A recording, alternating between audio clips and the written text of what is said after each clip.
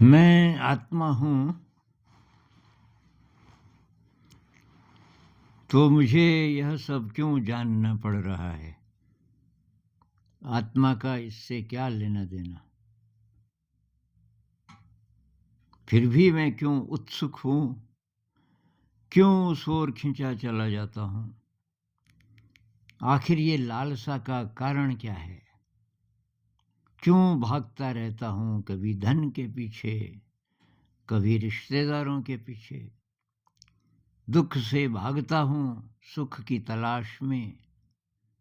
मन की शांति कहीं नहीं मिलती, ऐसा क्यों हो रहा है? कौन करवा रहा है यह सब? इस धरती पर मेरा आगमन क्यों? मेरा उद्देश्य क्या है? यह जिज्ञासा मुझे क्यों सता रही है? कौन सी ऊर्जा मुझे झकझोर रही है? मैं तो आत्मा हूं ना। आत्मा को इन सब की क्या आवश्यकता? यह तो पहले से ही शांत है। फिर यह क्यों? अगर मैं कुछ भी नहीं हूं, तो यह सब क्या हो रहा है? क्या कोई और मुझे नियंत्रित कर रहा है?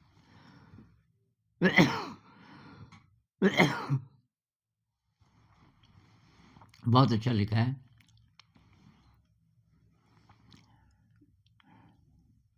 बात यह है कि मैं आत्मा हूँ,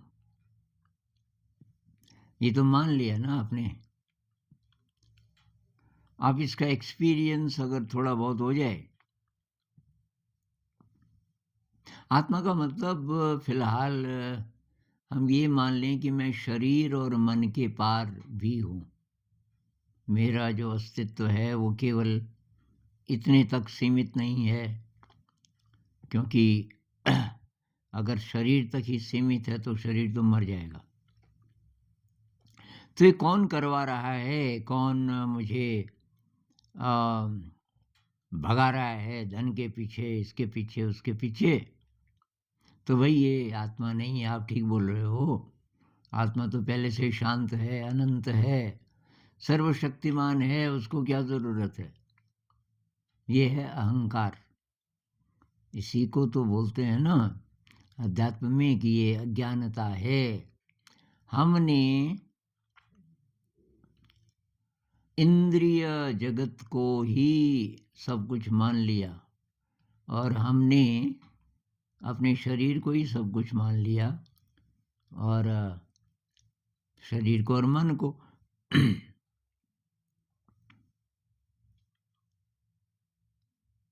तो क्यों भागता हूँ धन के पीछे? क्योंकि धन आएगा। तो एक तो डर है, असुरक्षा है, धन से थोड़ा सुरक्षा मिलेगी।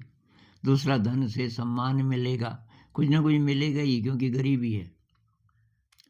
भाई जो गरीब है वही तो मांगता है ना, मुझे ये चाहिए वो चाहिए। मतलब मैं नहीं हूँ, परिपूर्ण नहीं हूँ, अशांत हूँ। शांति कब मिलेगी? ऐसा लगता है कि जब मेरे पास धन होगा, कोई प्यार करने वाला होगा, कोई पूछने वाला होगा, कोई सम्मान करने वाला होगा, जो बाहर की दुनिया में अ, हम ढूंढते हैं। तो अशांत ही रहेंगे हमेशा, जब तक हम अपने आप को भरने की कोशिश कर रहे हैं। जब तक अंदर एक खालीपन है, एक सूनापन है, एक उदासी है, एक डर है, असुरक्षा है, और उसको भरने के लिए हमें लगता है कि बाहर की चीज़ें मदद करेंगी। ये धन है, सम्मान है, अच्छी नौकरी लग जाए, अच्छा साथी मिल जाए, इत्यादि।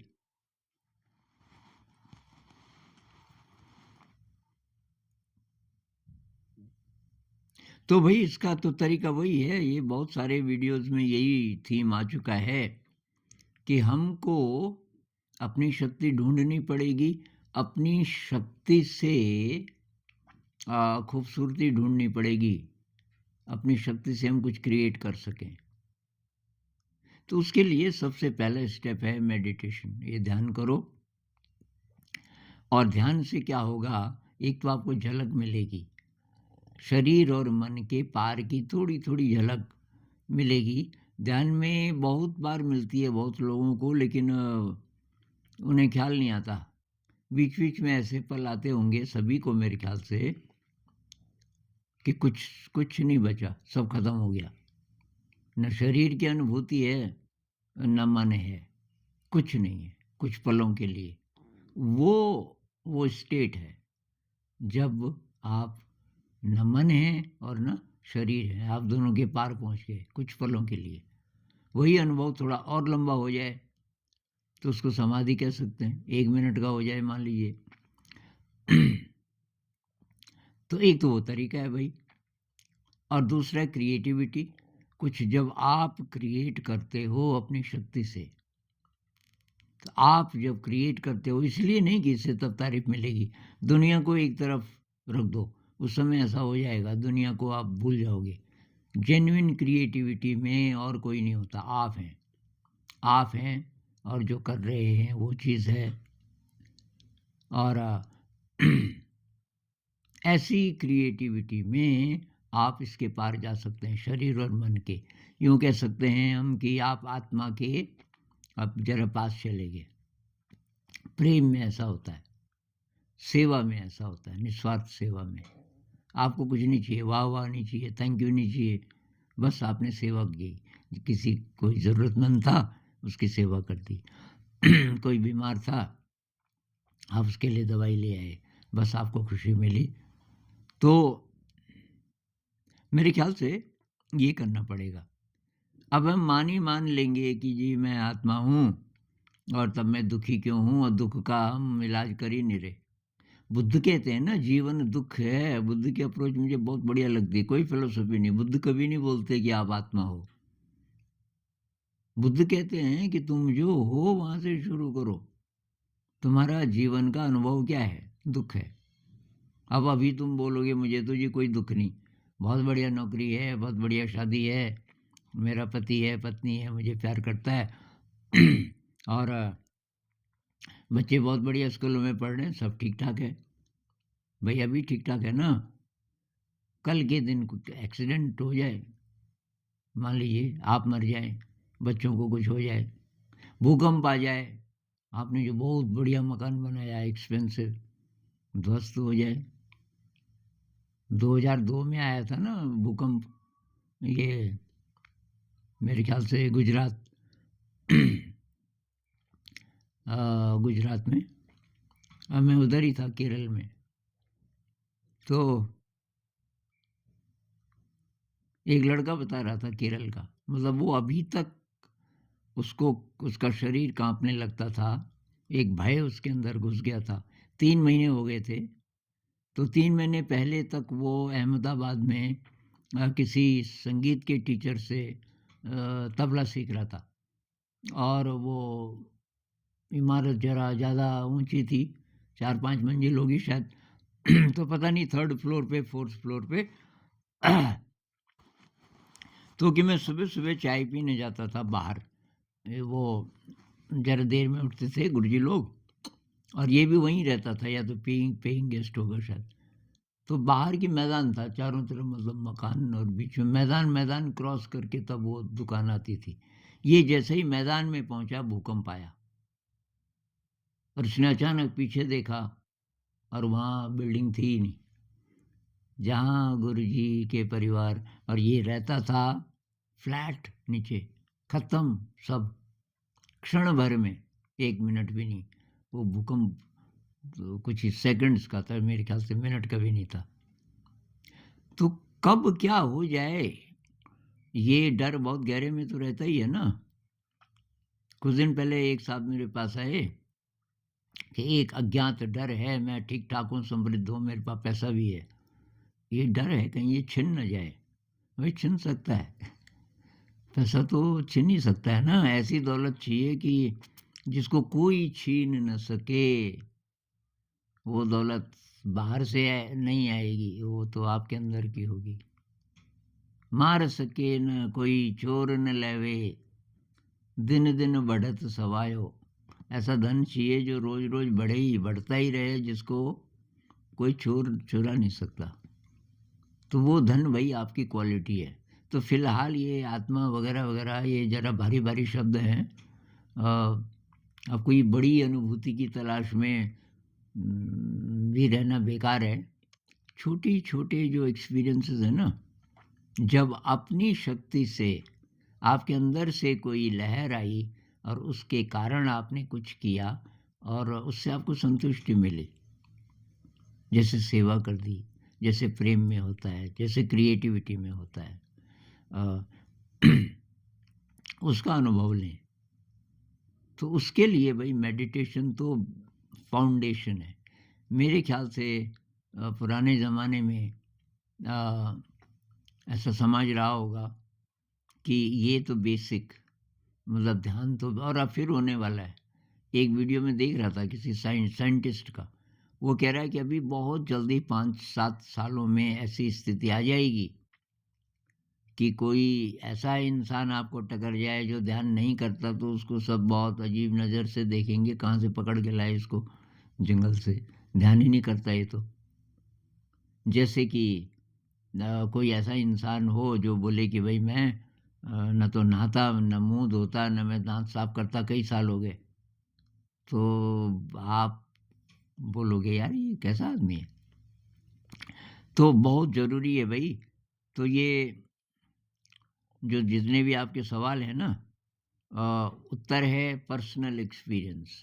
आप अनुभव लो जितना भी ले सको उस अनंत का, और उस अनंत की, अनंत कह लो, आत्मा कह लो, उसकी झलक मिलती है ध्यान में, क्रिएटिविटी में, निस्वार्थ सेवा में, ग्रैटिट्यूड में, ह्यूमिलिटी में। इसका अभ्यास करो और फिर धीरे-धीरे देखो ये कहाँ ले जाती है। फिर धीरे, धीरे, धीरे ये जो कोई अनंत आकाश है अंदर का, और बस उसमें आप उड़ान भरते रहते हो, और वहाँ मज़ा है, वैसा मज़ा है कि जिसके लिए आप किसी पे डिपेंड नहीं हो।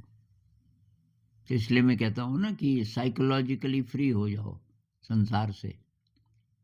फिज़िकली तो नहीं हो सकते हम फ्री। फिज़िकली का मतलब है रोटी, कपड़ा, मकान, ये जो साँस ले रहे हैं, हवा, पानी, ये तो चाहिए। ये सब बाहर की दुनिया से आएगा। तो जब तक शरीर है ये सब तो चाहिए, और इसमें कोई प्रॉब्लम नहीं है, ये तो हम जुगाड़ कर ही लेंगे, रोटी, कपड़ा, मकान इत्यादि। साइकोलॉजिकली फ्री, जो मन तृप्त होना चाहता है, और मन की तृप्ति अगर बाहर आप ढूँढोगे तो बस फँस गए आप। बाहर मतलब कि जब लोग बोलेंगे वाह जी वाह!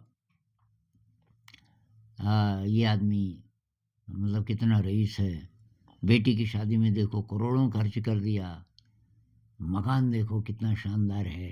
इसकी गाड़ी कितनी शानदार है। लोग ऐसा बोलें मेरे लिए, तो कैसे करके ये सब होगा? आप पड़ गए ना उसके पीछे कि मुझे मकान चाहिए, मुझे गाड़ी चाहिए, मुझे ये चाहिए। कल ही एक कमेंट था कि मैं तो सच बोलता हूँ, मुझे ये सब चाहिए। ठीक है भई, बस लग जाओ दौड़ में। अब पता नहीं मृत्यु के क्षण तक दौड़ते ही रहोगे, तृप्ति तो मिलेगी नहीं। भाई थोड़ा बहुत जुगाड़ कर लो, है ना? और उससे समझ जाओ, भाई चावल पका है कि नहीं पका, तो आप क्या करते हो? चावल का एक एक दाना लेते हो, उसको मसलते हो, उसी से एक ही से पता चल जाता है। कितने दाने निकाल के मसलोगे पता करने के लिए? ऐसे ही दुनिया का एक्सपीरियंस है। ले लो एक आध एक्सपीरियंस और उससे ये समझ लो कि कुछ नहीं मिलेगा इससे, कुछ नहीं मिलेगा। साइकोलॉजिकली फ्री हो जाओ दुनिया से, मुझे नहीं चाहिए संसार, साइकोलॉजिकली। यही मतलब है कबीर साहब का, जब तक नाता जगत से तब तक भक्ति न होए, नाता तोड़े हरि भजे, भक्त कहावे सोए। मतलब कौन सा नाता? साइकोलॉजिकल। फिजिकल नाता तो रहेगा, साइकोलॉजिकली मुझे कुछ नहीं चाहिए, मैं तो दूंगा। जो इंसान ऐसा बोलता है मुझे कुछ नहीं चाहिए, ऐसी स्टेट पे पहुंच गया, वही कुछ योगदान कर सकता है समाज के लिए, तब आप दे सकते हो। क्योंकि आपके अंदर अब शक्ति आ गई, तभी तो आप फ्री हुए ना, आपको अपनी शक्ति का पता चला। एक और वीडियो में मैंने बोला था कि ऑटोनोमस बन जाओ, सचमुच में स्वतंत्र बन जाओ, स्वतंत्र, गुलाम नहीं। जब तक संसार से साइकोलॉजिकली कुछ चाहिए, आप संसार के गुलाम हो। गुलाम कभी खुश नहीं रह सकता, इसलिए स्वतंत्र होना है। स्वतंत्र का मतलब है कि आप अपने तंत्र से चलते हो। आपकी ज़िंदगी को चलाने वाला जो सिस्टम है, जो तौर तरीके हैं, वो सब आपके हैं, उधार नहीं है। कुछ कुछ बात शायद क्लियर हो गई होगी, इस पे और बात करेंगे। नमस्कार।